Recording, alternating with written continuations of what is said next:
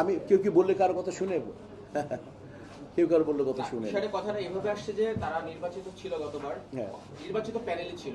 আমি বলতে চাচ্ছি যে আপনার প্যানেল আবার নিপুণে, হ্যাঁ আমি তুমি বছরের মধ্যে কি এমন ঘটে না, গেল যে এটা তো আমি বললাম তো ওই তার তার তার মনে করো যে সে তার বৈতরণী নিয়ে তার বৈতরণীর যে স্টাইলটা তার মনে করো নিপুণের আস্থা রাখতে পারেনি, তার লাভ দিয়ে আমার নৌকা চলে আসছে এই নৌকাটার মনে বলবো আপনাদের ক্ষেত্রে কোনো সমস্যা হলো না তাদেরকে নিতে কোনো না না শিল্পী সমিতি সবাই এক, এটা কোনো ব্যাপার না। এই আমার স্লোগানটাই তো হচ্ছে যে আমরা সবাই টেকনিশিয়ানস, আমরা artist, producer, production boy, producer, all the same. আমি ওই জন্য আমি অনেক ভেবেচিন্তে আমি স্লোগান তৈরি করি, কিন্তু আমরা সবাই এক, জাগ্রত হোক বিবেক।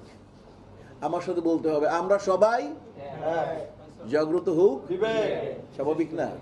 তো তাদের বিবেক জাগ্রত করেছে তারা আমার দলের। সর্বশেষ প্রশ্ন, আপনারা শিল্পী সমিতি যে নির্বাচনের শিল্পীদের উদ্দেশ্যে কোনো কথা আপনাদের বলবেন? শিল্পীদের জন্য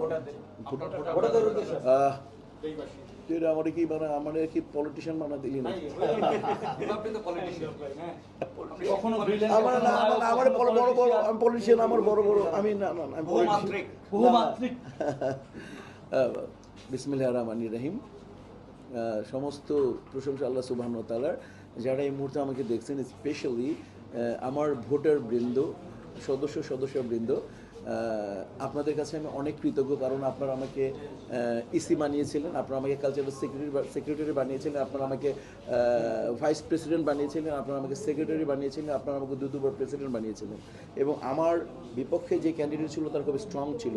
আমি আপনাদের কাছে বিগত দিনের জন্য চিরকৃতজ্ঞ, এবং এর মধ্যে আমি যেগুলো পরাজয় বরণ করেছি তাতেও আমি খুশি। নিশ্চয়ই আপনারা আমার ওই সময় মনে করেছেন যে না, এইবার সেবাটা অন্য কাছ থেকে নেই, এতেও আমি আপনাদেরকে কৃতজ্ঞ।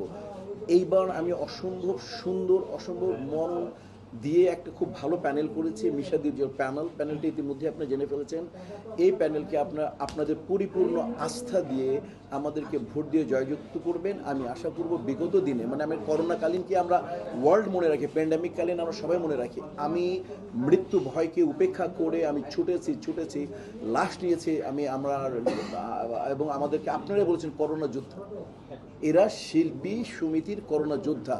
তো সেই জায়গা থেকে এটুকু বলতে পারি, যখন দায়িত্ব নেই আমি তখন সেটাকে মানে পবিত্র পরিচ্ছন্ন মনে সেটাকে সাধনার সাথে সেটাকে পরিপূর্ণ করতে চেষ্টা করি। শিল্পী সমিতি যে দায়িত্বভার যদি আমাদেরকে দেবেন, আমরা আশা করি বিগত দিনের যে নেগেটিভ আপনাদের এক্সপিরিয়েন্সগুলো আছে এগুলো ইনশাআল্লাহ সামনে এটাকে খুব সুন্দরভাবে পরিবেশন করব। এবং আরেকটা বলি যে 103 জন আমাদের মেম্বার এক্সিকিউটিভ কমিটি, তারা যে যাচাই বাছাইতে বাদ করেছিলেন, তারা প্রত্যেককেই মেম্বারশিপ অটুট থাকবে আজীবন।